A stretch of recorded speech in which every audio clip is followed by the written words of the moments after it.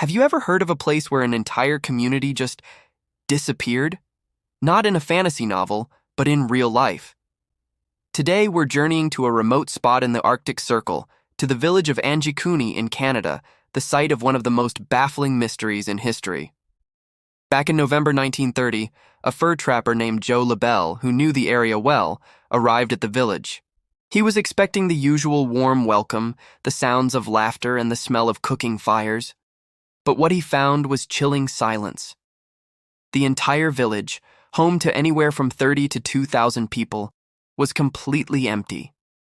It was as if everyone had vanished into thin air. The strangest part? It wasn't a scene of chaos. Fires had been left to burn out under pots still full of food.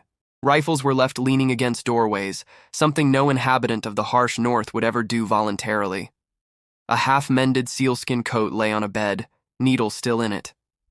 It was like they had all just stood up in the middle of their daily lives and walked away, leaving everything behind. What could have happened? The local authorities investigated, but found no signs of a struggle, no tracks leading away from the village. Theories flew around, from alien abduction to a more earthly explanation like a sudden migration or a tragic undiscovered accident.